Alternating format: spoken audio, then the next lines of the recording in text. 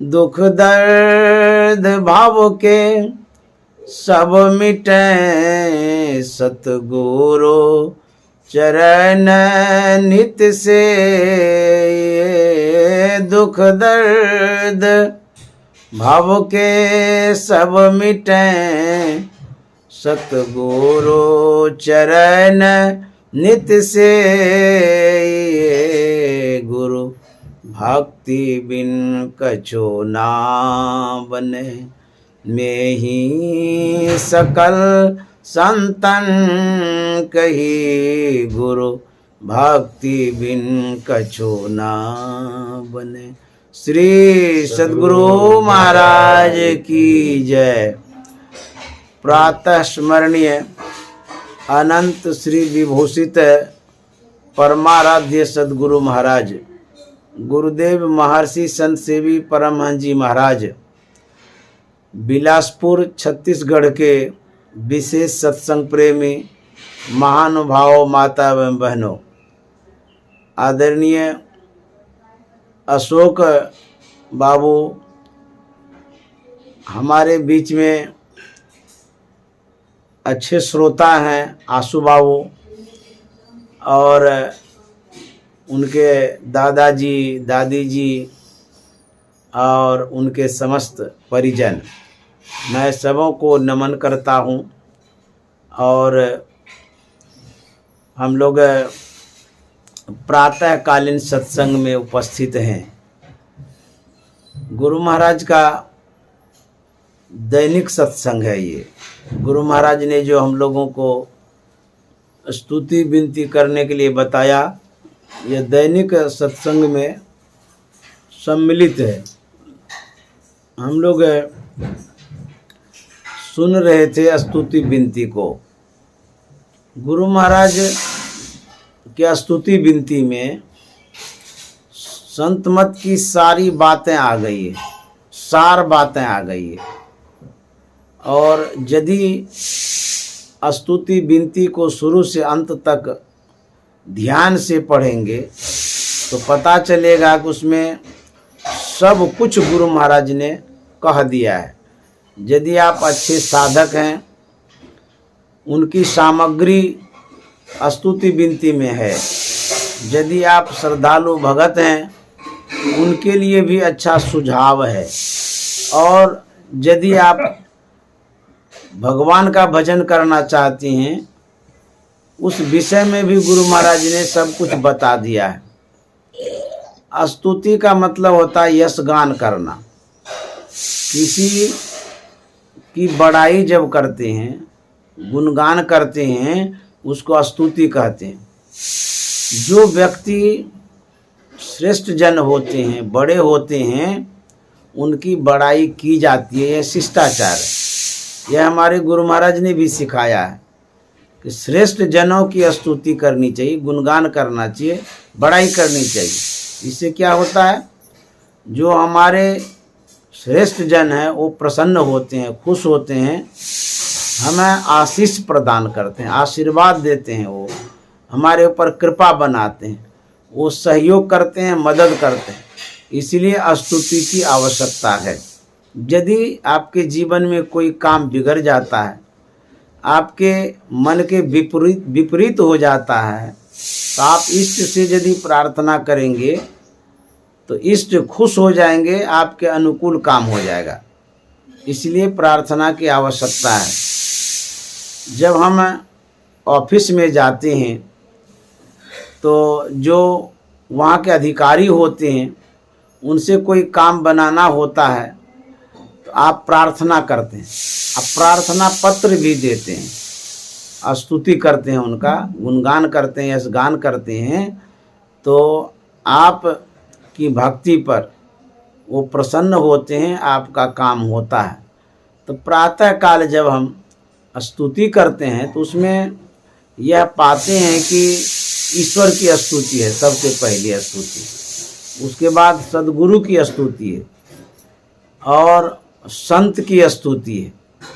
इस तरह से ईश्वर की स्तुति, संत की स्तुति, सद्गुरु की स्तुति हम लोग गाते हैं।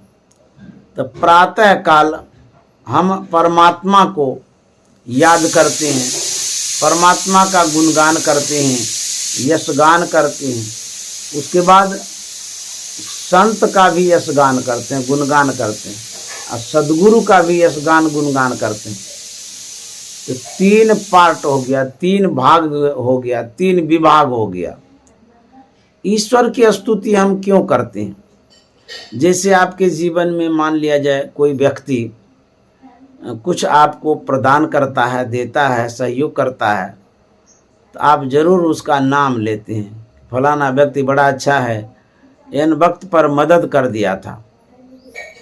तो ईश्वर की स्तुति हम क्यों करें, उनका गुणगान क्यों करें? इसलिए ईश्वर परमात्मा जो हैं उन्होंने भी प्रदान किया है, अनुग्रह किया है, कृपा किया है। कोई व्यक्ति नहीं बना सकता मानव शरीर को, ईश्वर कृत यह शरीर है। तो परमात्मा की देन क्या है? मानव शरीर, मनुष्य का जो शरीर मिला है। उसके बाद मानव शरीर के लिए जो सुख सुविधा होनी चाहिए वह संसाधन परमात्मा ने इस प्रकृति में दिया है। क्या? जैसे कि हम सांस लेते हैं तो ऑक्सीजन परमात्मा ने दिया है, यदि नहीं रहे ऑक्सीजन तो हम मर जाएंगे। धरातल पर हम लोग रह रहे हैं, जिस जमीन पर हम लोग रहते हैं, यह परमात्मा की देन है, उन्होंने दिया है। यदि मान लिया जाए ये पृथ्वी ही नहीं रहती, धरती नहीं रहे, तो आप कहाँ खड़ा होंगे? कहीं खड़ा नहीं हो सकते हैं, क्योंकि पृथ्वी के बिना हम मानव का कोई अवलंब ही नहीं है। तो पृथ्वी दिया परमात्मा ने, उसके बाद पानी भी दिया। और यदि रात भर पानी आप नहीं पिएंगे तो पानी के बिना बहुत बड़ी क्षति हो सकती है शरीर में। तो अन्न से विशेष महत्व पानी का है। यहाँ तक कि WHO ने कहा है शरीर में 75% जल होना चाहिए। जितना अन्न आप खाते हैं, भोजन जितना लेते हैं, उससे 3 गुना पानी होना चाहिए। तो अन्न से कितना महत्वपूर्ण है पानी? कहते हैं परमात्मा ने पानी जो दिया है मुफ्त में दिया है। सूर्य बनाया, परमात्मा ने बनाया है। यदि सौरमंडल में सूर्य न रहे तो हम लोग जिंदा भी नहीं रहेंगे, क्योंकि उसी गर्मी से हमारे शरीर में गर्मी आती है और उसी से भोजन भी पचता है और उसी से शरीर अनुकूल रहता है। जिसके शरीर में गर्मी नहीं रहती है, शरीर ठंडा होकर के समाप्त हो जाता है। तो सूर्य परमात्मा ने दिया है, भगवान ने दिया है। उसके बाद आकाश, आकाश कहते हैं अवकाश को, खाली जगह को। जैसे आप सुई की नोक भी रखिएगा, जब तक खाली जगह नहीं रहेगी तो रख नहीं सकते। तो आकाश की कितनी आवश्यकता है? जितने तत्व हैं, पृथ्वी, जल, अग्नि, वायु, उन सबसे विशेष आकाश की आवश्यकता है, क्योंकि हवा भी आकाश के अंदर में है और अग्नि भी आकाश के अंदर में है, जल भी आकाश के अंदर में, पृथ्वी भी आकाश के अंदर में। ये चारों तत्व आकाश के अंदर में है। आकाश को हटा दीजिएगा तो कोई तत्व नहीं रहेगा, अस्तित्व ही नहीं है। तो कितनी आवश्यकता है? आकाश के बिना हमारा रहना मुश्किल है। बाह्याकाश जो है उसको तो हम देखते हैं, अंतराकाश जो है उसको भले नहीं देखते हैं, लेकिन बिना आकाश का कुछ रह नहीं सकता। जैसे आपके पेट में अन्न जाता है तो खाली जगह है तब ना अन्न जाता है, पानी जाता है खाली जगह है तब ना पानी रहता है, खून है तो खाली जगह है तब ना खून है। जो कुछ भी हमारे शरीर में है वो आकाश के कारण, खाली जगह होने के कारण वहाँ पर वह चीज़ अवस्थित है। यह आकाश किसने दिया? परमात्मा ने दिया। इसीलिए इतने बड़े उपकारी जो परमात्मा हैं, इसीलिए उसका यश गान गुणगान करना चाहिए। जब बच्चा माँ के गर्भ में होता है, वह बाहर आता है, लेकिन उसके पूर्व बच्चे की क्या स्थिति रहती है? उल्टा टंगा हुआ रहता है, सिर नीचे रहता है, पैर ऊपर रहता है। अब आपसे कहा जाए कि बाथरूम में सिरासन में 1-2 दिन रहिए तो रह सकेंगे? बाप रे, दम घुट जाएगा। इतना गंध करता है कि मुश्किल है वहाँ जीना। और वह बच्चा जो है कहाँ पर रहता है? माँ के पेट में मल है, मूत्र है, गंदगी से भरा हुआ स्थान है, उसी बीच में बच्चा रहता है। वो भी किस स्थिति में? विपरीत परिस्थिति में रहता है, प्रतिकूल स्थिति में रहता है और उल्टे टंगा रहता है। अब बुझिए कैसे रह जाता है। संत महात्मा कहते हैं ये प्रभु की कृपा है। माँ रोटी खाती है, पचा लेती है, भूजा खाती है, सो भी पचा लेती है, जो भी तरल ठोस पदार्थ खाती है सबको पचाती है, गरम नरम जो कुछ भी खाती है सब पचाती है। जरा कल्पना करिए, जो कमल से भी कोमल बच्चा है पेट में, उस जठराग्नि में भोजन तो पचता है लेकिन बच्चा नहीं पचता है। बच्चे को कुछ भी नहीं होता, उस जठराग्नि के बीच में बच्चा रहता है। ये परमात्मा की असीम अनुकंपा है। वही सुरक्षा करते हैं, वही रक्षा भी करते हैं, बचाते भी वही हैं। जब वो गर्भ में रहता है 9 महीनों तक तो परमात्मा सुरक्षा करते हैं, कृपा करते हैं वो। उसके बाद जब वह बच्चा बाहर आता है, अब देखिए माँ के स्तन में दूध आ जाता है, वह बच्चा भरपूर पीता है, उसके पहले दूध नहीं आता है। तो परमात्मा की कितनी बड़ी कृपा है, उनके लिए दूध की व्यवस्था। जब दांत हो जाता है तो फल फूल की व्यवस्था, अन्न मेवा मिष्टान नाना भांति का जो प्रबंध है परमात्मा करते हैं। हम जो कुछ भी खाते हैं, रोटी भात सत्तू, वो परमात्मा के द्वारा वो प्रदत्त है। परमात्मा की कितनी बड़ी कृपा है कि परमात्मा ने पूरा प्रबंध किया है। जैसे कि आप रोटी खाते हैं तो सोचिए, तो रोटी के रूप में जब आप पाते हैं तो उसके पूर्व क्या था? गेहूं के रूप में था। गेहूं के पूर्व क्या था? वो पौधे के रूप में था। अब पौधे के पूर्व क्या था? अंकुर के रूप में था। अंकुर के पूर्व क्या था? बीज के रूप में था। किसान बीज बो दिया खेत में। क्या किसान बीज बोने के बाद उसमें अंकुर करता है? किसी किसान में क्षमता नहीं है, वो अंकुर नहीं कर सकता है। जो फसल तैयार होती है उसमें जो अनाज आता है, क्या किसान उसमें अनाज डालता है? नहीं नहीं, परमात्मा के द्वारा उसमें अंकुरन होता है, पौधा बनता है, उसके बाद उसमें अनाज आता है। परमात्मा देते हैं। चाहे फल खाइए, चाहे रोटी खाइए कि भात खाइए, कुछ भी खाइए, परमात्मा कृपा करते हैं। प्रकृति में ऐसा नियम है। फसल तैयार जब करते हैं तो उसके पहले परमात्मा सब कुछ डाल देते हैं। कितनी बड़ी कृपा है। इस तरह से परमात्मा की जो कृपा है, उन्होंने जो हमें कुछ दिया है, अनुदान गिफ्ट में, सौगात में जो दिया है, इसीलिए उसका नाम लेना चाहिए। परमात्मा कुछ आपसे मांगते हैं? कुछ भी तो नहीं मांगते हैं, लेकिन परमात्मा की कृपा को तो समझिए, वो कितना योगदान देते हैं। इसीलिए हमारे गुरु महाराज ने भी सबसे पहले इस स्तुति, ईश्वर की स्तुति, परमात्मा की स्तुति का गायन किया है। हम लोगों को भी यही सिखाए हैं। जो आदि पुरुष परमात्मा हैं, उन्होंने जो उपकार किया है उसकी बड़ाई, गुणगान, यशगान, नाम लेना चाहिए। तो पहले हम लोग स्तुति विनती किए परमात्मा के विषय में। एक लघु कथा है, बड़ी अच्छी कथा है, भगवान बुद्ध के समय की कथा है। भगवान बुद्ध के जितने शिष्य होते थे वो भिक्षान्न पर आश्रित थे, भिक्षावृत्ति से जीवन यापन करते थे। तो सबके सब अलग अलग क्षेत्रों में अलग अलग भक्तों के यहाँ भिक्षा के लिए जाया करते थे। जिस नगर में भगवान बुद्ध रहते थे, उस नगर में एक नगर सेठ था, बड़ा कंजूस था, मक्खी चूस। कोई मांगने के लिए भिक्षुक जाए तो उसे देता नहीं था। एक दिन उसके दरवाजे पर मांगने के लिए जाता है सारी पुत्र। भिक्षु का नाम था सारिपुत्र। वह जब गया, टेर लगाया, आवाज़ दिया भिक्षाम देही। सेठ सुना तो बाहर आया तो देखता है कि ये तो युवक है, जवान साधु है, अब भिक्षा मांग कर करके भोजन करना चाहता है। वो डांटता है कि जवान होकर के भीख मांगते हैं, जाइए यहाँ कुछ नहीं मिलेगा, कमा करके खाइए, अभी आपको क्या हो गया जो भीख मांगने के लिए आए। वह चला जाता है।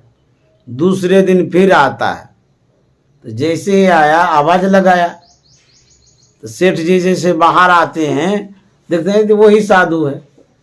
फिर कहते हैं आप फिर आ गए मेरे दरवाजे, आप क्या सोचते हैं कि यहाँ आने से मिल जाएगा? कुछ नहीं मिलेगा, जाइए यहाँ से, कमा करके खाइए, जवान होकर के भीख मांगते हैं। फिर चले गए। तीसरे दिन फिर आ गए, तो आए तो फिर आवाज़ लगाते हैं भिक्षाम देही। जैसे आवाज़ लगाए फिर सेठ जी आए, देखते अरे ये तो वही साधु है, आज भी आ गया। बोलता देखिए यहाँ कुछ मिलने वाला नहीं है, आप जितना बार भी आइएगा खाली हाथ जाइएगा, कुछ नहीं देंगे हम, कमा करके खाइए।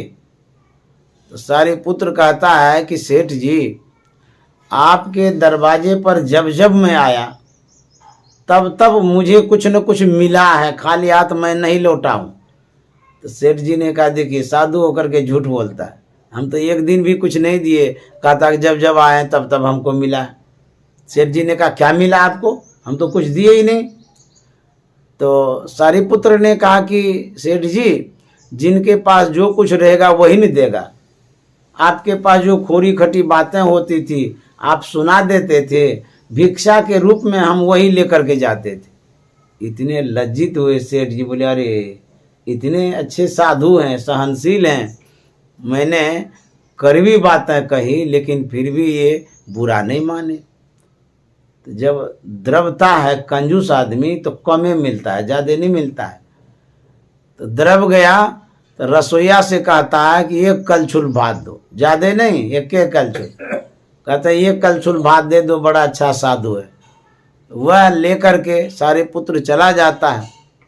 बातें कुछ दिन बीत गई।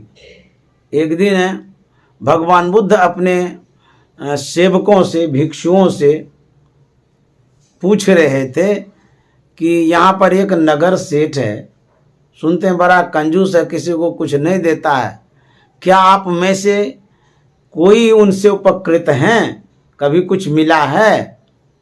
सब कहने लगे नहीं नहीं नहीं, कुछ नहीं मिला है, बड़ा कंजूस है, डांट देता है, कुछ भी नहीं देता है। सारिपुत्र खड़ा हो जाता है और कहता भंते मुझे मिला है।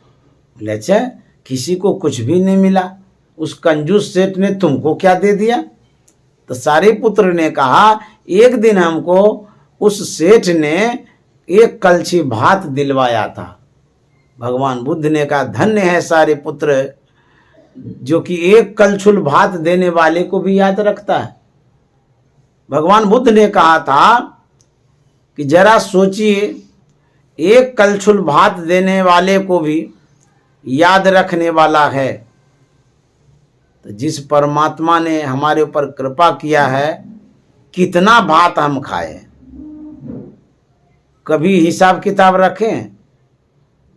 इनकम टैक्स का हिसाब तो रखते हैं, लेकिन परमात्मा के द्वारा जो हम कुछ ग्रहण करते हैं, स्वीकार करते हैं, उपयोग में लाते हैं, क्या उसका आज तक हिसाब रखें? कॉपी में लिखें कि इतना भात आज खाए, इतना दाल आज खाए, इतनी सब्जी खाए, कॉपी लिखते हैं? इतना पानी पिए, कोई कॉपी में लिखता है या डायरी में?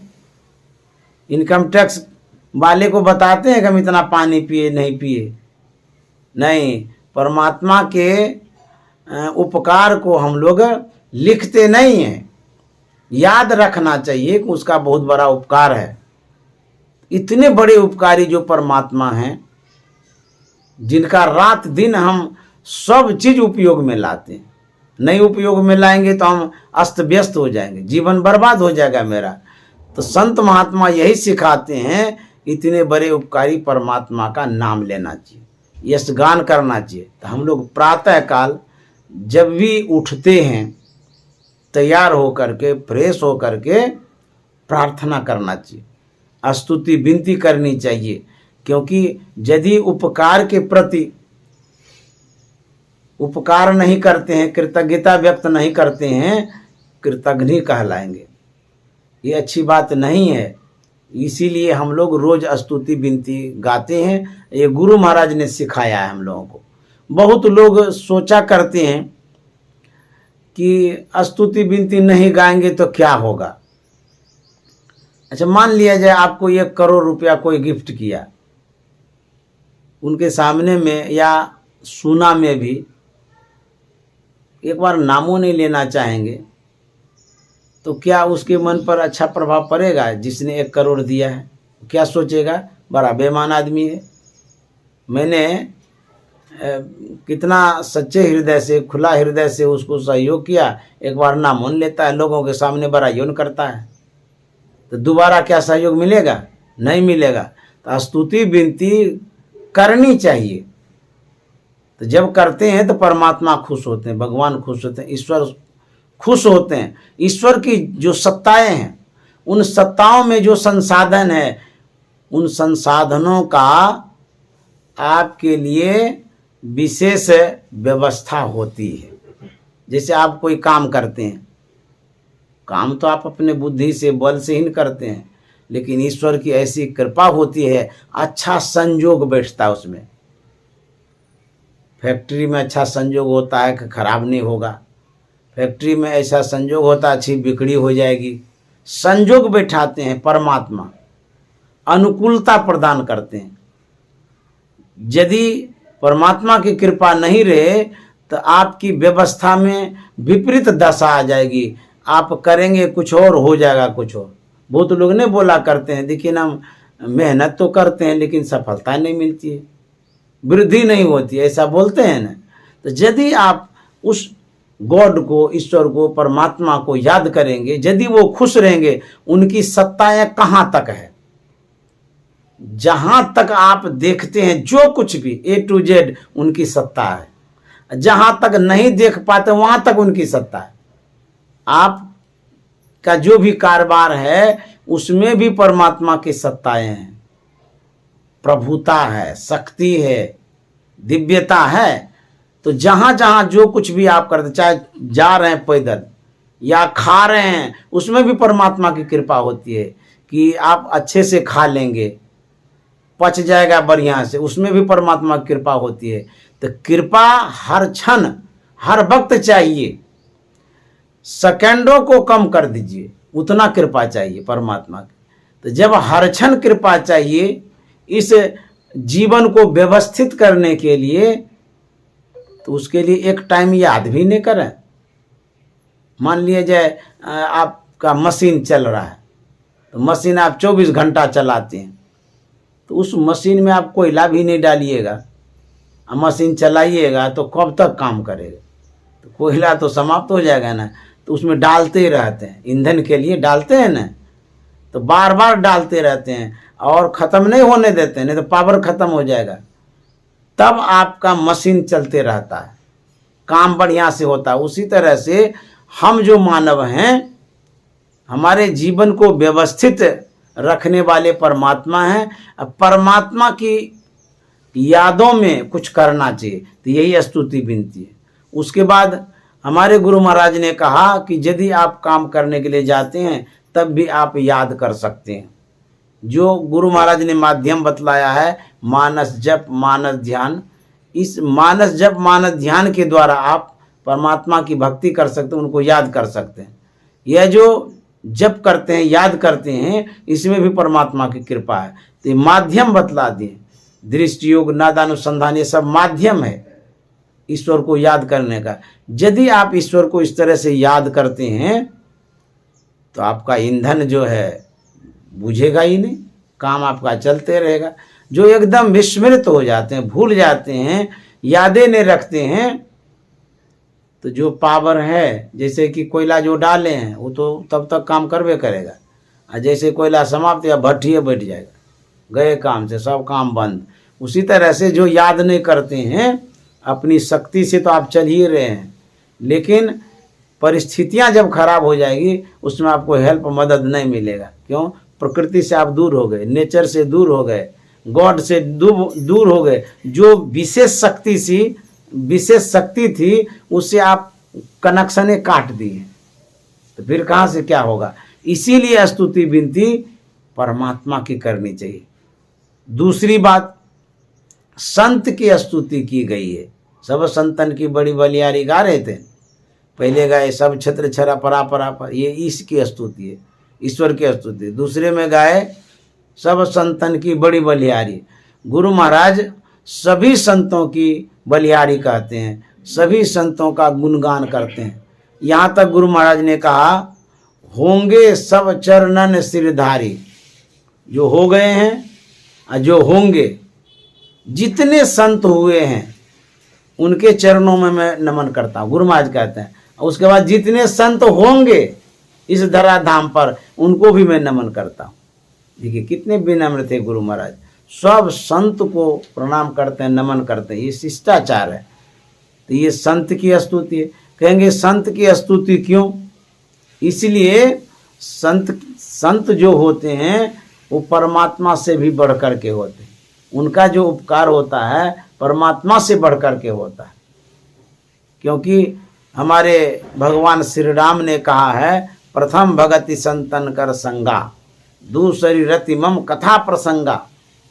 भगवान श्री राम ने कहा प्रथम भक्ति संतों का संग, अर्थात यदि आप सेवा करना चाहते हैं तो सबसे पहली सेवा संत की करिए, ये भगवान श्री राम ने कहा।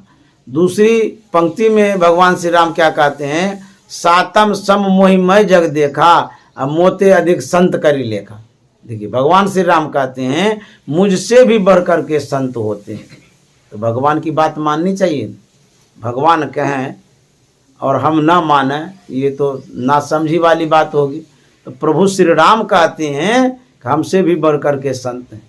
पलटू साहब ने क्या कहा, सबसे बड़े हैं संत, दूसरा नाम है, तीजे 10 अवतार तिन्हें प्रणाम है, ब्रह्मा विष्णु महेश सकल अवतार है। अरे हारे पलटू, सबके ऊपर संत मुकुट सरदार, सबसे बढ़कर के संत होते हैं। इसीलिए संत महात्मा की स्तुति करनी चाहिए जैसा गुरु महाराज ने बताया है। और संत की महिमा को हम लोग नहीं गा सकते, उनकी विशेषता को बताते रहेंगे जीवन भर तब भी पूरा नहीं होगा। उनका इतना उपकार होता है, उनके अंदर में इतनी विशेषताएं होती हैं, उन विशेषताओं का बखान आप कर नहीं सकते। मान लिया जाए 1000 फैक्ट्री हो, 1000 फैक्ट्री में जितना मटेरियल है, एक आदमी को कह दिया जाए कि उस मटेरियल को आप गिनिए, जरा कल्पना करिए एक फैक्ट्री में हमको लगता है कितना लाख मटेरियल होता होगा, छोटा छोटा पार्ट जोड़ लीजिएगा तो उतने पार्टों को आपको गिनने में हो सकता है कि 6 महीना भी लग जाए, नहीं हो सकता है। उसी तरह से संत महात्मा कितने गुणवान हैं, चरित्रवान हैं, उनकी कितनी विशेषताएं हैं, उसको गिन नहीं सकते। गिनते रहेंगे जीवन भर तब भी नहीं पता चलेगा, समझे।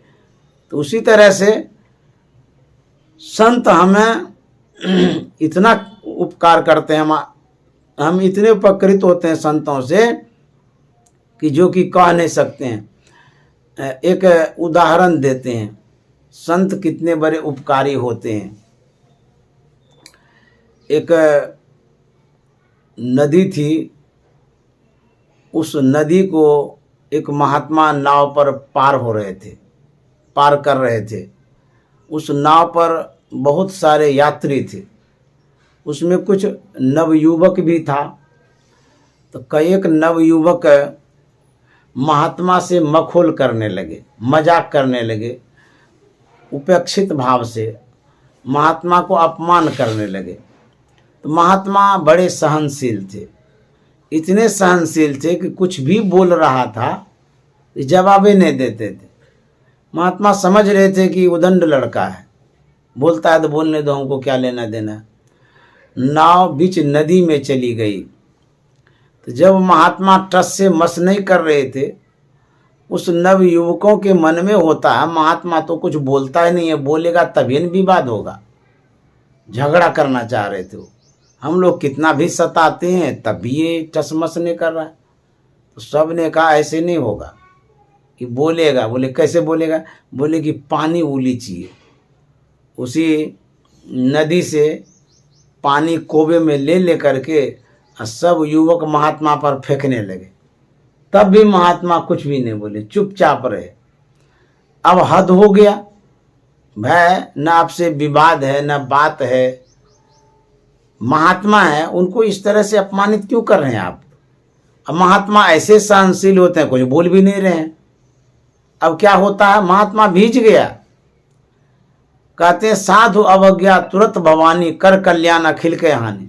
भगवान शंकर कहते हैं हे भवानी, यदि साधु की अवज्ञा होती है, कोई अपमान करते हैं, हमको रहा नहीं जाता है, हम 9-6 कर देते हैं।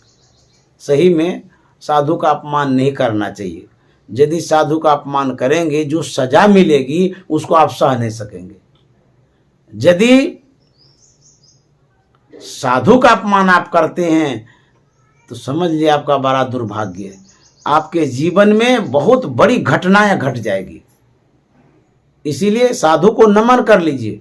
यदि आपको कुछ लेना देना नहीं है तो उससे दूर रहिए, अपमान नहीं करिए। क्योंकि साधु जो होते हैं वो परमात्मा के समान होते हैं, भगवान के समान होते हैं। संत भगवंत अंतर निरंतर नहीं, किमपि विमल का दास तुलसी।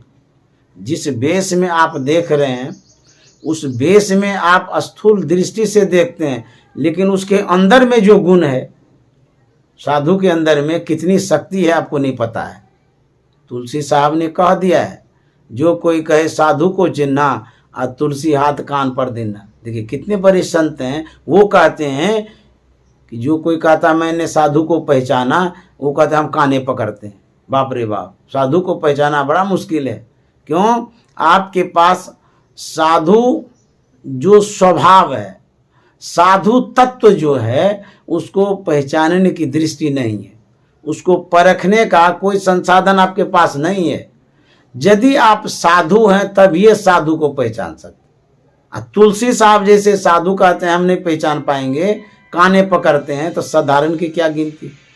इसीलिए किसी वेश में साधु रहे, किसी भी वृत्ति में साधु रहे, उसको कभी आप अपमानित नहीं करिए। क्योंकि हो सकता है साधु को आप जो देख रहे हैं लीला करते हो, आपको लगता है कि ये कैसा काम कर रहा है। ऐसे भी बहुत साधु महात्मा हैं कि पागल की तरह घूमते रहेंगे, ऐसी ऐसी लीलाएं करेंगे, लगेगा कि ये तो साधारण आदमी है। हमारे गुरु महाराज भी जब लीला कर रहे थे तो जो सेवक थे वो लोग कह रहे थे कि गुरु महाराज का दिमाग ठीक नहीं है। लेकिन अपमान नहीं करना चाहिए किसी भी स्थिति में साधु हो तो। अब देखिए क्या होता है, भगवान शंकर ने कहा है कि तुरंत हम 9-6 करते हैं। आकाशवाणी होती है और कहते हैं महात्मन यदि आप कहिए तो नाव को ही डुबा देता हूँ, क्योंकि ये दुष्ट लोग आपको इतना सता रहा, आप तो कुछ बोलते भी नहीं है, लेकिन हमको तो रहा नहीं गया, हम नावें डुबा देते हैं, नाव डूब जाएगी, सब मर जाएगा। अब महात्मा हाथ जोड़ करके प्रार्थना करने लगे। आकाशवाणी जो हुई थी तो भगवान से प्रार्थना करते हैं, प्रभु ऐसा नहीं करिए, नाव डुबा देंगे तो सब मर जाएगा। जो दुष्ट आदमी है, दुष्ट लड़का है, वो तो मरबे करेगा, हम लोग जितने सज्जन हैं सब मर जाएंगे।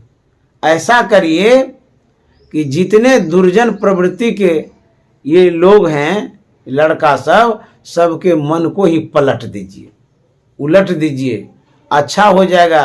मन सुलट जाएगा तो किसी को सताएगा नहीं, वो भी बच जाएगा, हम भी बच जाएंगे। कितना उपकार साधु का होता है, कह नहीं सकते हैं। खोद खाद धरती से काट कूट बन रहा है, कटुक वचन साधु से और से सहा न जाए। संत महात्मा बहुत सहते हैं, इतना सहते हैं कि कहते हैं कि कोई दुनिया में सह नहीं सकता। इसीलिए वो नमन के योग्य हैं, प्रणम्य हैं वो, और इसीलिए गुणगान करने के योग्य हैं। भगवान बुद्ध बैठे हुए थे, एक दुष्ट प्रवृत्ति का आदमी, मूढ़ आदमी आता है, साधु वेश में देख करके जलने लगता है। अब पता नहीं ऐसे सब भी लोग होते हैं, साधु को देख करके अपमानित करता है। मुझे भी बहुत बार ऐसा देखने को मिला है। लोग कुछ से कुछ व्यंग्यात्मक शब्द कह देते हैं, लेकिन हम तो साधारण आदमी हैं, साधारण साधु हैं, कह दिया तो कह दिया।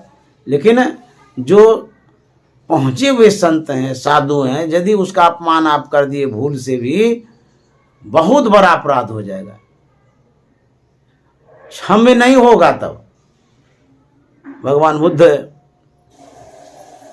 बैठे हुए थे, वो आदमी आकर के बोलने लगे, बड़का साधु बने हैं, वेश बना लिए हैं, कुछ से कुछ बकने लगे। भगवान बुद्ध ने कहा, आओ मित्र। अब आप जरा कल्पना करिए, आपका कोई अपमान करता हो, उसको मित्र आप कहेंगे? नहीं कह सकते हैं, क्योंकि आपको तो गुस्सा आ जाएगा ना, हमारा अपमान कर रहा है, ये लड़ने लगिएगा, तू मैं करने लगिएगा, हाथापाई भी कर सकते हैं, गुस्सा में बर्दाश्त नहीं होगा। लेकिन भगवान बुद्ध चुपचाप हो गए। भगवान बुद्ध ने देखा कि ये मूढ़ आदमी है, मुंह लगाना ठीक नहीं है, चुप रहना ही अच्छा है। तो वो बक रहा था, बकते बकते अकेले कितना बकेगा, चुप हो गया। जब चुप हो गया तब भगवान बुद्ध ने कहा, मित्र ये बतलाओ कि यदि मान लिया जाए कोई संदेशा लेकर के आपके पास आया हो, वह संदेशा आपको पसंद न हो तो किनका होगा? तो व्यक्ति ने कहा, किनका होगा? जो लाया है उनका होगा।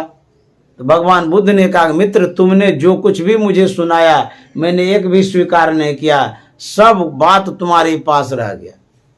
इतने लज्जित हो गए, चरणों में गिर गए, बोले कि माफ़ कर दीजिए, बड़ी गलती हो गई, इतनी बातें मैंने कही, एक भी स्वीकार आप नहीं किए। तो जब कल्पना करिएगा कि जो बात हम दूसरों को कह रहे हैं वो कैसा लगता होगा। तो वही भगवान बुद्ध सह गए। तो सह गए तो आज हम नाम ले रहे हैं ना, गुणगान कर रहे हैं ना। इतना जो उन्होंने कष्ट सहा है, उसके बदले हम कितना भी गुणगान करेंगे तो कम ही होगा। इतने बड़े संत, तो ये सब महापुरुषों की सीख है, हम लोगों को सीखना चाहिए। जब भगवान श्री राम के जीवन को पढ़ते हैं तो पता चलता है कि सही में वो ज़्यादा पुरुषोत्तम थे, बड़े सहनशील थे, निरहंकारी थे, कोई अहंकार नहीं उनके मन में था, कुछ भी भेदभाव नहीं था। एक छोटा सा प्रसंग सुनाते हैं। जब रावण धराशायी हो जाता है तो भगवान श्री राम सोचते हैं, अब तो हम अयोध्या जाएंगे, अयोध्या के राज्य का संचालन करेंगे, वहाँ के राजकाज को देखेंगे। तो उसको देखने के लिए राजनीति की आवश्यकता पड़ेगी, क्योंकि राज्य संचालन के लिए राजनीति चाहिए। अच्छे राजनीतिज्ञ होंगे तो राज्य का संचालन अच्छे ढंग से कर सकता है। तो भगवान श्री राम ने देखा कि रावण तो बड़ा नीतिज्ञ है, क्योंकि नीति से राज्य चला रहा था। तो जो नीति की बातें उनके पास है वो ले लेना चाहिए, क्योंकि अब तो मर जाएगा, अब संसार से चला जाएगा। तो इसलिए उनके पास जो गुण है उसको ग्रहण करना चाहिए। मैं एक बात याद दिलाना चाहता हूँ। मान लिया जाए किसी की पत्नी हो, अब कोई अपहरण कर लिया हो, कब्जा में कर लिया हो, वो लड़ रहा हो आपसे, विवाद कर रहा है और ऐसी ऐसी अनर्गल बातें बोलता हो जो कि सुनने लायक नहीं हो, वैसे व्यक्ति से आप कुछ सीखना चाहेंगे? साधारण आदमी तो कहे मुंहों नहीं देखेंगे वैसा आदमी जो हमारी पत्नी का हरण कर ले और उसके बाद हमको तू मैं करे, हमसे युद्ध करे, उसका मुंहों नहीं देखेंगे। लेकिन भगवान श्री राम क्या सिखा रहे हैं? चाहे कितना भी आदमी बुरा हो, यदि उनके अंदर में गुण है, आपके काम का यदि है तो ग्रहण कर लेना चाहिए। यही सिखा रहे हैं भगवान श्री राम। ये सिखा रहे हैं कि हमारी पत्नी का उन्होंने हरण किया, कोई बात नहीं है, उसके अंदर में लाख बुराई है, लेकिन बड़ाई योग्य बात भी तो है, गुणग्राही बात तो है, वही तो सीखने आए हैं। भगवान श्री राम ने देखा यदि उनके बुराई को हम देखते रहेंगे, उनमें जो अच्छाई है उससे तो हम वंचित रह जाएंगे, इसीलिए बुराई को नजरअंदाज कर दिए और उनके अंदर में जो अच्छाई थी वही लेने के लिए पहुंच गए। जब वहां पहुंच गए दोनों भाई, भगवान श्री राम और लक्ष्मण, तो रावण ने कहा कि आप अंतिम घड़ी में क्यों आए? अब तो मैं संसार से जाने वाला हूं, ये अंतिम सांस है मेरी, इस घड़ी में आप क्यों आए? प्रभु श्री राम ने कहा था कि अब मैं अयोध्या जाऊंगा, वहां के राजकाज को संभालूंगा, राजनीति की आवश्यकता पड़ेगी। तो जो आपके पास नीति की बात है वही मैं सीखने के लिए आया हूं। रावण ने कहा आप नीति की बात सीखने नहीं आए हैं, बल्कि मेरे जैसे पतित को अंतिम दर्शन देने के लिए आए हैं और उद्धार करने के लिए आए हैं। अंतिम दर्शन दे करके मेरा उद्धार करने आए हैं, ये आपने बहाना ढूंढा है कि नीति की बात सीखेंगे। हम तो एक छोटे मोटे राज्य के अधिपति थे, राजा थे, लंका का राज्य संचालन हम करते थे। हमारे पास जो अनुभव है इतने छोटे से राज्यों का अनुभव है, लेकिन हे प्रभु आप तो तीनों लोक के अधिपति हैं, आप तो महानीतिज्ञ हैं, आपसे बढ़कर के नीतिज्ञ कोई नहीं हो सकता है। आप हमसे सीखने नहीं आए हैं बल्कि अंतिम दर्शन देने आए। अब देखिए प्रभु श्री राम ने सीखा, हो सकता है हम आपके लिए वो गए होंगे कि समाज के जो लोग हैं, जो मैं आदर्श दूंगा, जिस रास्ते को मैं बना दूंगा उस पर आने वाली जो पीढ़ियां हैं वो चलेगी। क्योंकि संस्कृत में कहा गया महाजनो एन गता स्वपंथा, इसका मतलब है श्रेष्ठ जन जिस रास्ते पर चलते हैं, आने वाली जो पीढ़ियां होती हैं छोटों के लिए वह मार्ग बन जाता है। तो भगवान श्री राम ने तो आदर्श दिया है, एक रास्ता दिया है, किस लिए? जीने के लिए, शांति के लिए, सुकून के लिए, सामंजस्य के लिए। यदि हम भगवान श्री राम के आदर्श को अपना लें तो सही में जो वास्तविक राम राज्य है वह हम आपके बीच में विराजने लगेगा। ये दुश्मन है रावण, उनके भी पास गए ज्ञान सीखने के लिए। यदि हम इस आचरण को अपना लें कि कोई भी दुश्मन हो फिर भी उनके पास जो गुण है, जो ज्ञान है ले लें, तो कितना प्रेम बढ़ेगा। दुश्मन के पास यदि इस तरह से आप मिलने जाएंगे उसका दिल बदल जाएगा, वो बड़े खुश हो जाएंगे, फिर दुश्मनी खत्म हो जाएगी। लेकिन आप मिलना नहीं चाहते, मन में अहंकार है, मन में गुरूर रखते हैं कि वैसे व्यक्ति से हम नहीं मिलेंगे। ढूंढिएगा गुण तो मिलेगा, और यदि आप अहंकार छोड़ करके पाना चाहेंगे तो मिलेगा। महाभारत की लड़ाई को हम लोग सुने हैं, देखे भी हैं वीडियो में। उसमें एक प्रसंग है, जब युद्ध प्रारंभ होने वाला था, दोनों तरफ सेनाएं खड़ी थी लड़ने के लिए, एक तरफ पांडव एक तरफ कौरव। पांडव पक्ष में जो युधिष्ठिर जी थे उनका प्रसंग है, बड़ा अच्छा प्रसंग है, सीखने योग्य है। बड़े आदमी जो होते हैं वो किस तरह का मतलब कि एक आदर्श देते हैं, वही बात इसमें है। युधिष्ठिर के नज़रों में जो सेना सामने में थी उनको वो देखते हैं कि हमारे सामने में भीष्म पितामह हैं, गुरु द्रोणाचार्य हैं, और भी परिजन हैं, इनसे तो श्रेष्ठ जन हैं वो। तो युधिष्ठिर जी के मन में क्या होता है कि भले ही वो दुश्मन है, भले ही हमारे विपक्ष में लड़ने के लिए खड़ा है, लेकिन इस शिष्टाचार भी तो कुछ होता है, मैं प्रणाम करने जाऊंगा। अब देखिए दुश्मन के सामने आप नहीं जाना चाहेंगे, मन में एक आक्रोश होता है उस समय कि मैं मार दूंगा, जो होगा लड़ेंगे, कुछ भी करने के लिए तैयार हो जाते हैं, आक्रोश होता है। लेकिन युधिष्ठिर जी कैसे व्यक्ति हैं, आक्रोश जो भी होगा होगा, लेकिन उन्होंने आदर्श तो दिया। ये जाते हैं प्रणाम करने के लिए, बड़े गुरुजनों को बड़े लोगों को। जब बढ़ रहे थे, बीच मैदान में आ गए, दुर्योधन ने देखा तो वो अहंकारी था।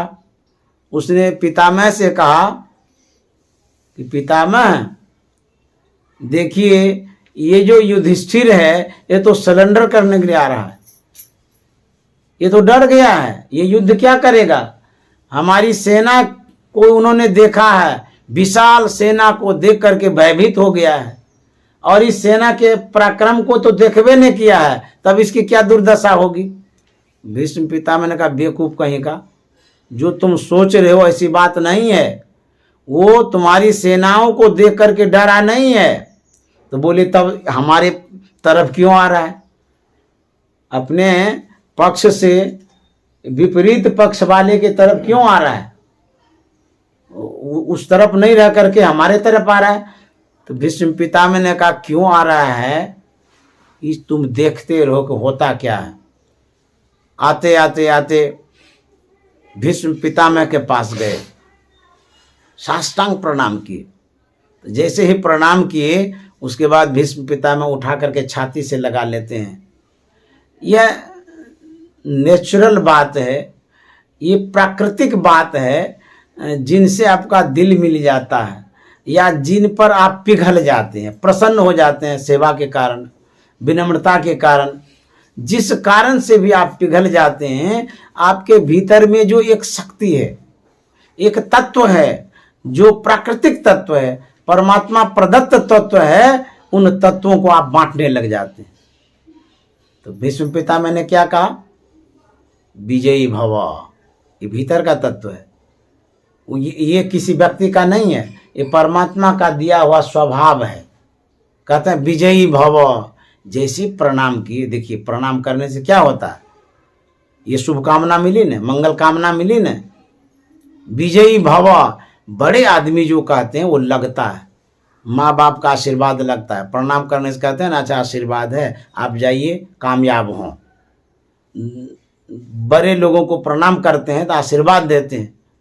तो जैसे कहा विजयी भव, दुर्योधन ने क्या कहा, पितामह ये आप क्या बोल रहे हैं, आप हमारे पक्ष के, कौरव पक्ष के सेनाध्यक्ष हैं, और जो विपक्ष में युधिष्ठिर है, जो हमारे दुश्मन है, उसको विजयी होने का आप आशीर्वाद देते हैं। इस पर भीष्म पितामह ने कहा, अरे दुर्योधन, तुम्हारे सिर पर तो अहंकार का नाग बैठा हुआ है, तुम कहाँ से आशीर्वाद लेगा। यदि तुम भी युधिष्ठिर को प्रणाम करता इस समय, तो युधिष्ठिर जरूर तुमको आशीर्वाद देता। और देखिए क्या हुआ, वही युधिष्ठिर एक दिन जिस तरह से लड़ाई हुई तो हुई, लेकिन विजय तो मिली, तो आशीर्वाद भी काम करता है। जैसे मान लीजिए आप परीक्षा देने जाते हैं, परीक्षा तो आप देंगे, लिखेंगे आप, पढ़ना आप ही को है, लेकिन जब आप प्रणाम करते हैं उसमें बेनिफिट होता है, लाभ मिलता है। आपको जो लाभ मिलेगा अपने से एग्जाम देने में, अपने से लिखने में, उससे विशेष लाभ मिलेगा प्रणाम करके जाने में। क्यों, अभिवादनशीलस्य वृद्धोपसेविन चत्वारि बढ़न्ति आयुर्विद्या यशोबलम, ये संस्कृत में लिखा हुआ, हम लोग पढ़ते भी थे। यदि आपके अंदर में शील है, सदाचार है, शिष्टाचार है, विनम्रता है, दूसरे को आप प्रणाम करते हैं, गुरुजनों को प्रणाम करते हैं, बड़े जनों को प्रणाम करते हैं, तो 4 चीज की उपलब्धि होगी। पहला क्या है, आयु। अब देखिए, आयु बढ़ेगी, आप दीर्घायु होंगे, ये आशीर्वाद मिलता है प्रणाम करने से। विद्या, देखिए महापुरुषों की वाणी है, मैं अपने से नहीं कह रहा हूं, ये ऋषि मुनियों की वाणी है। विद्या भी बढ़ेगी, आयु भी बढ़ेगी, विद्या भी बढ़ेगी। आयुर्विद्या, यशो बलम, यश मतलब होता कीर्ति, आपका नाम होगा, गुणगान होगा, समाज में लोग कहेंगे बड़े अच्छे लड़के हैं, बड़ा अच्छा व्यक्ति है, इनमें बड़ी विनम्रता है, बड़ी दीनता है, ये यश बढ़ेगा। बलम, बलम का मतलब बल, ताकत, शक्ति। आशीर्वाद से शक्ति भी बढ़ती है। अब बुझिए तो, आपको शक्ति की आवश्यकता है ना, किसी को भी विद्या की आवश्यकता है, उसके बाद यश की भी आवश्यकता होती है। जो यशस्वी होते हैं समाज में उसको लोग प्रणाम करता है, गुणगान करता है। तो यशस्वी होना चाहते हैं, विद्या की अधिकता चाहते हैं, उसके बाद आयु में वृद्धि चाहते हैं, बल चाहते हैं। सिर्फ शिष्टाचार का पालन करने से, प्रणाम करने से इतना मिलता है। तो आप जो मेहनत करते हैं किसी भी कार्य में, किसी भी क्षेत्र में, उसके बाद यदि आपके अंदर में विनम्रता है, शिष्टाचार है, तो उसमें और वृद्धि हो जाएगी। तो युधिष्ठिर जी महाराज ने क्या सिखाया कि बड़ों को प्रणाम करना चाहिए। तो यह सीख है कि भले दुश्मन है, लेकिन हम अपने आचरण को, हम अपने संस्कार को, हम अपनी सभ्यता को क्यों भूलें। जो गलत करता है तो करता है, हम गलत क्यों करें। यह एक सीख है। यही सीख भगवान श्री राम ने दिया, यही सीख संतों ने दिया। इसीलिए संत महात्मा पूजनीय होते हैं। यही आदर्श वाली सीख उनके जीवन में रहती है। एक कथा कह करके मैं वाणी में विराम दे दूंगा। देखिए संत कैसे होते हैं। एक महात्मा थे, वो गए स्नान करने के लिए गंगा जी के किनारे।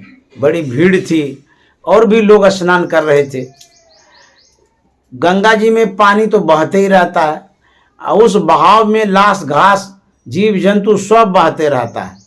एक बिच्छू उब डूब कर रहा था, तो महात्मा की नज़र पड़ी, करे कि जीव मर जाएगा। तो वह दया भाव से, परोपकार की भावना से उस बिच्छू को ऊपर करना चाहता है। तो उस ओर बढ़ा। जैसे बिच्छू को ओर बढ़ रहा था, वहाँ जो किनारे में स्नान करने वाले यात्री थे, उन्होंने सावधान किया कि महाराज आप किधर बढ़ रहे हैं, कहाँ जा रहे हैं। वो तो विषैला बिच्छू है, उस तरफ मत जाइए, नहीं तो काट खाएगा, प्राण चला जाएगा, इतना विषधर है। सुन लिए, लेकिन आगे बढ़ गए। बढ़ते बढ़ते बिच्छू के करीब गए। जैसे हाथ लगाए, स्वभावतः बिच्छू ने डंक मारा। जैसे डंक मारा, हाथ पीछे कर दिया। महात्मा जी को वेदना हुई, दर्द हुआ, लेकिन फिर भी वो रुक नहीं रहे। लोग जो देखे थे उन्होंने कहा देखिए आपको डंक मारा ना, अब तो आप सावधान हो जाइए, अब आप काहे आगे बढ़ रहे हैं। अनसुना करके फिर हाथ लगा दिए। दोबारा डंक मारा, हाथ पीछे किए, तिबारा में हाथ ऐसे लगा करके ऊपर फेंक दिए। सूखी जमीन पर महात्मा जी आ गए, बिच्छू भी आ गया। बिच्छू का जान तो बच गया, लेकिन महात्मा के जान पर खतरा आ गया। बड़ा परेशान हो गया, उसका जहर जो है ना घुस गया उसके भीतर में। जो यात्री वहाँ पर देख रहा था, उसने कहा महात्मा से, बड़ा बेवकूफ़ आदमी निकले आप, आपको बार बार समझा रहे थे कि उधर मत जाइए, विषैला जीव है, डंक मारेगा, लेकिन माने ही नहीं बात को। आप क्यों बढ़ गए, अब सही है दुख। कितने जीव को आप बचाइएगा, कितना डूबते रहता है, आप कितना ये सब करते रहिएगा। आपको ऐसा नहीं करना चाहिए था। तब महात्मा ने कहा, जब जड़ जीव बिच्छू अपने काटने के स्वभाव को नहीं छोड़ सकता है, हम तो महात्मा हैं, हम अपनी परोपकार की भावना को क्यों छोड़ें। हमारा धर्म है परोपकार करना, अब बिच्छू का धर्म है काटना। वो अपने धर्म पर चलते रहता है, हम अपने धर्म पर चलते रहते हैं। उसी तरह से संत महात्मा सिखाते हैं, आपका जो कर्तव्य है, कौन कर्तव्य, पुनीत कर्तव्य, आदर्श कर्तव्य, जो आपके जीवन से लोगों को भी लाभ मिले, जो शास्त्र युक्त कर्तव्य है, संतों ने जैसा कर्तव्य करने के लिए बतलाया है, उसको हम लोग करते रहेंगे, वही करते रहेंगे। और उसके बाद दुनिया जो करती है उसको करने दीजिए। जैसा स्वभाव से लोग चलता है चलने दीजिए, आप उसमें दुखी क्यों होते हैं। अज्ञानी जीव जो है अपने स्वभाव से चलेंगे, यदि वैसा स्वभाव नहीं दिखाएगा तो उसको अज्ञानी हम नहीं कह सकते, तब तो ज्ञानी हो गए। तो अज्ञानी का जो काम है वो अज्ञानी वाला करेंगे, ज्ञानी का जो काम है वो ज्ञानी वाला करेंगे। कहते हैं जड़ चेतन गुण दोष में विश्व किन्न करतार, संत हंस गुण गए पै परिहरिवारी विकार। ये जो संसार बना है जड़ चेतन से बना है, गुण दोष से बना है, तो हमको क्या लेना है। संत महात्मा कहते हैं जिस तरह से दूध में मिला हुआ पानी रहता है ना, तो हंस क्या करता है, दूध ले लेता है, पानी छोड़ देता है। उसी तरह से इस सृष्टि में, इस संसार में जो अवगुणी व्यक्ति हैं उसको छोड़ दीजिए। जो कुछ ग्राह्य है, ग्रहण करने योग्य है, उसको ले लेना है। जो त्याज्य है उसको छोड़ दीजिए, आप उसके पीछे क्यों पड़ेंगे। जो ग्रहण करने योग्य हमारे काम का है उसको लेना चाहिए। यही संतों ने जो हमें सिखाया है, इतना जो उपकार किया है, इसीलिए उनका गुणगान करना चाहिए। उसके बाद हम लोग गुरु का भी गुणगान करते हैं। संत सदगुरु जो होते हैं वो पहुंचे हुए संत होते हैं, और जो गुरु होते हैं वो हमें ज्ञान देता है, समझाता है, सिखाता है, आप तक वो पहुंच करके उपकार करता है। गुरु मनुष्य रूप में आते हैं, हम लोगों को सिखाते हैं। गुरु बहुत तरह का होता है, लेकिन जिन गुरु की वंदना हमारे गुरु महाराज ने की है, वैसे गुरु बहुत उपकारी होते हैं और हमें शिक्षा दीक्षा दे करके, साधना विधि बतला करके अच्छे मार्ग पर चलने का सीख देते हैं। सदगुरु महाराज की जय।